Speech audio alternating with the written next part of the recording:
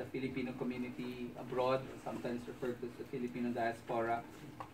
It's very active on Philippine concerns. It's very active in their own communities, and I really appreciate that you're all here this evening. I will make my comments brief because I'm hoping to have more of a dialogue and exchange of ideas and views with all of you.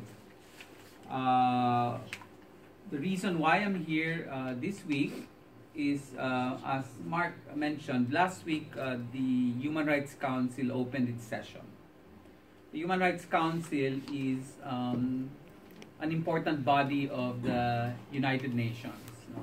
You have the UN General Assembly, you have the UN Security Council, among others. These are the ones that are most known. But there is also the Human Rights Council. The Human Rights Council is an intergovernmental body. It is a subgroup of the UN. I believe it's 57 states. 47 states. 47 states, and the Philippines was elected a member previously, and then ended its term, and the Philippines is currently a member of the Human Rights Council, which is the reason why the then Secretary of Foreign Affairs last week delivered a speech before the Human Rights Council. The reason I say that then is because I think just a few hours ago, not yet a day, the Commission on Appointments not only did not bypass, but it actually rejected his appointment. So the result is Secretary Yasay, who delivered a very important speech last week here in Geneva at the Human Rights Council, is at this time no longer our Secretary of Foreign Affairs. I mention him because I will refer later to what he said. Now, in parallel to the Human Rights Council, this week the Global Alliance of National Human Rights Institutions, that's the full name, the shortcut is GANRI, Global Alliance of National Human Rights Institutions, met from Monday up to today. And it is essentially the meeting of all institutions that do, state institutions that do human rights work. So we met the second week of the Human Rights Council, and we had interactions with the Human Rights Council and with the UN High Commissioner for Human Rights, His Excellency Zaid.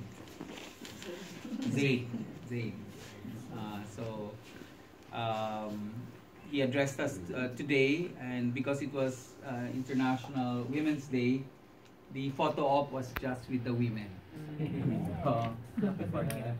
Kaming mga lalaki excluded sa photo op.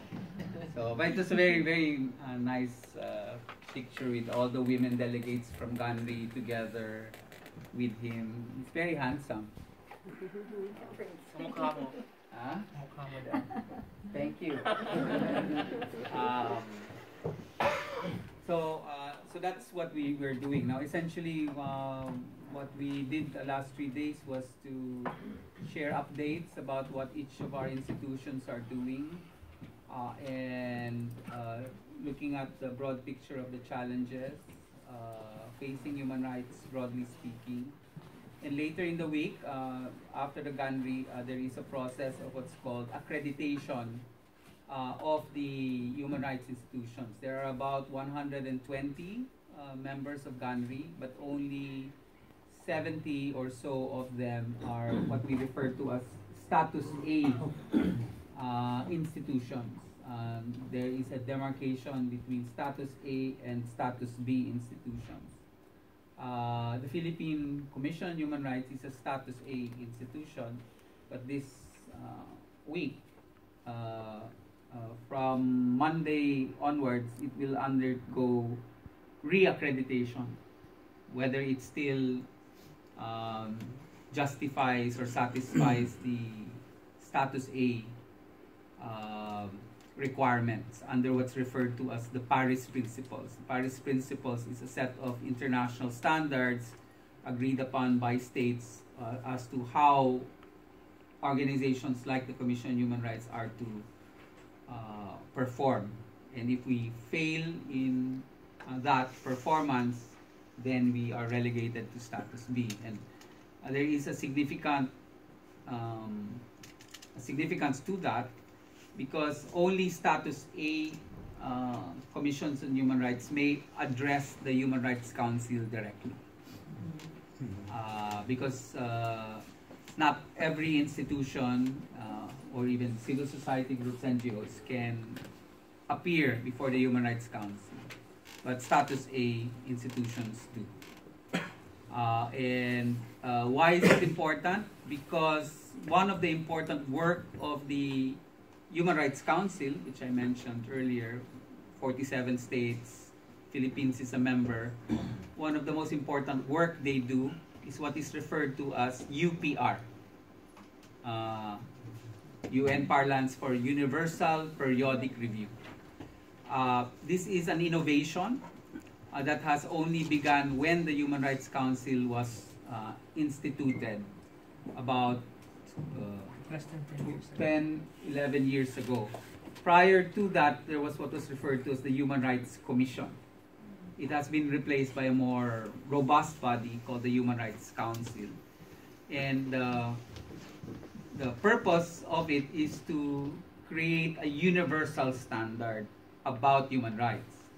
Because in the past, the critique of human rights was that it was used as an instrument by the West to, well, the hardest critique is to recolonize the East, or to recolonize the South, or to, because essentially the argument was,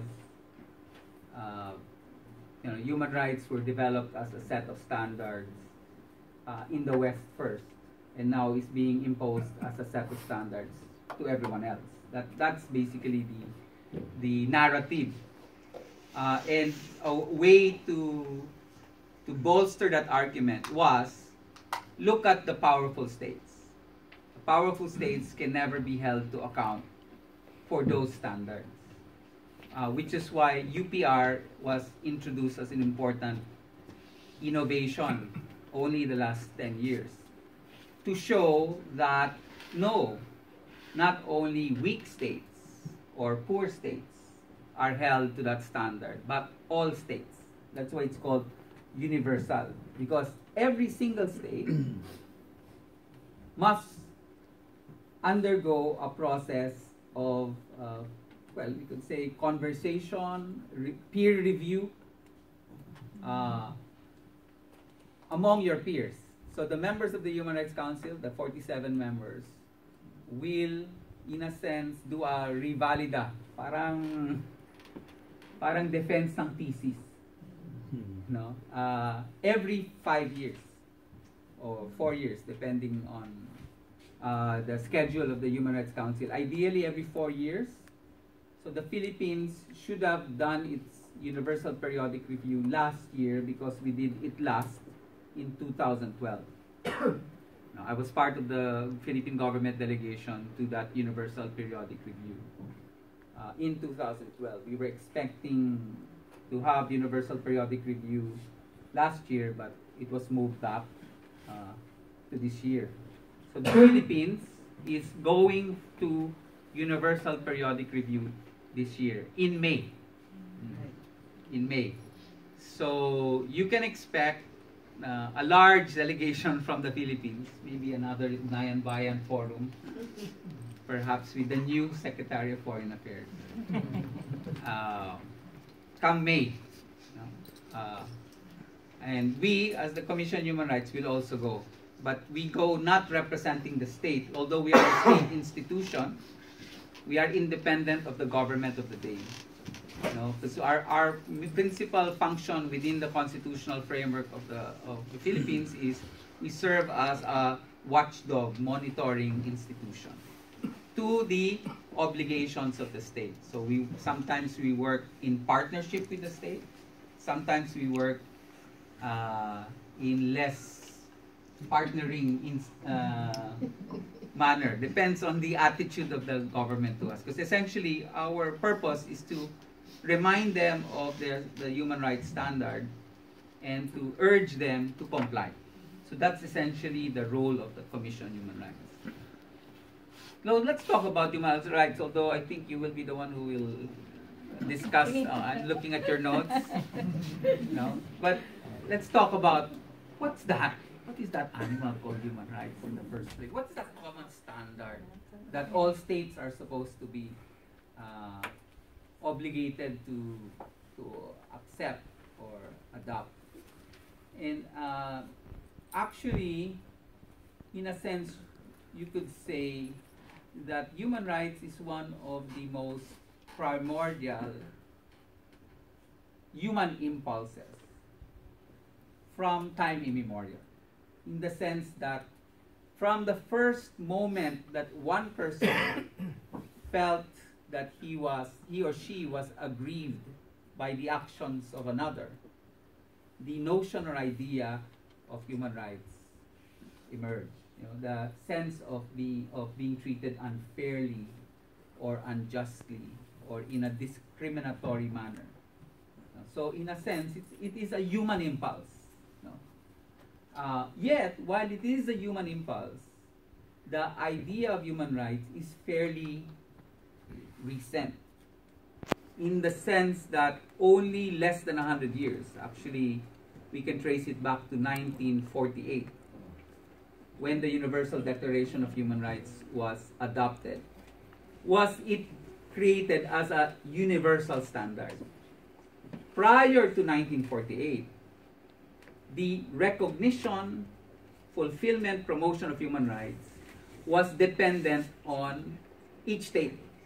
If one state respects human rights, it's in their laws, it's in their constitution, then there's human rights. No? But if other states don't, what are you going to do about it? How can you get it respected? So while it is a universal human impulse, its protection, its recognition was prior to 1948 dependent on the whims of states. And the reason we had the universalization of that human impulse called human rights in 1948 is because the first half of the 20th century saw the greatest, most large-scale ways by which these rights were rejected, violated, etc. And in a sense, that's where we find ourselves today. You know, there is currently on the global level, and certainly in the Philippine context, there is now this contestation about human rights. And essentially, and I learned this when I was last in Geneva, in a forum I attended what's called the Geneva Summit for Human Rights and Democracy. And there was one former ambassador present in that event, and then he said, I think he was American or Canadian, he said that and I want to share it with you because it really helps highlight the moment that we are in. What we are seeing is a battle between the idea of human rights as universal as opposed to the idea of human rights as particular or particularized. So you have that contestation between saying there's a universal standard or there is not a universal standard, there's a national standard for human rights. Or the perspective that, now how does that apply? If it's universal, it means whether you are a citizen or a migrant, you have human rights. If you are particularizing it, then you will say, no, citizens have rights, non-citizens have no rights. That is the contestation about universalizing versus particularizing, or as envisioned by Mr. Trump. No? America first. No? Americans in the US, you will have rights. But I don't care about you if you're not American. I put up the border. What you gonna do about it? So that is one sense of the contestation between universalization and particularization. In the context of the Philippines, again, we can see this contestation between universal and particular. I follow the law. I'm a law-abiding citizen. I have rights, right? But if you're a criminal, do criminals have rights? Now, of course, this is the debate in social media, right? It's all right to kill criminals, isn't it? They violated the law, didn't they? And when they violated the law, does that mean that they have no rights anymore? And all of us in the social media milieu are debating this. There will be those who will say, since you're a criminal, you waived your rights. Right? So it's fine for your rights to be violated since you're a criminal. Right? Because rights are only for those who follow the law. Now, this is where it becomes problematic. As we saw the issue with Trump, etc., it becomes problematic because then, why do we have rules of due process, presumption of innocence, and all that, which are rights? The reason why we have them is because we didn't have them before. In the past, it was the rulers that decided who had rights and who didn't have rights. It was the rulers who said who will be entitled to benefits and those who will not. Patapos na. Sige po. I see your eyes. You're just twinkling. Sorry, medyo nadala ng konti. Paumanhin. Pero mahalaga to eh. Ganon. And the whole point is, no, if we live in a democracy, we must respect everyone's freedoms. Now, of course, everyone's freedoms doesn't mean you have the right to trample on other person's freedom. Because my right only extends to the point that it does not hit Budit's nose. But the moment I hit Budit's nose, while I had the freedom to exercise my right of movement, I had no freedom or right to hurt his. So there will be disputes in society. That's why we have criminal law. But criminal law, because it is essentially the mobilization of the lawful use of violence by the state. That is the only lawful use of violence allowed.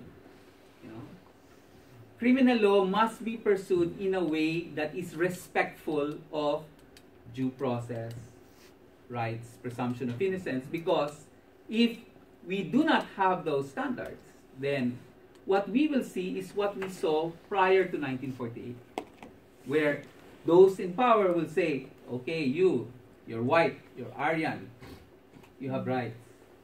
You're Jew, you have no rights. You're not even persons. That's why mahalaga yung, or important, universal nature of rights. And today, in the forum I attended, there was a statement by an Irish woman. She asked the question rhetorically, does human rights apply to all regardless of their status? That's a question we all need to ask ourselves. Does human rights apply to all regardless of status? That's the moment we are in today.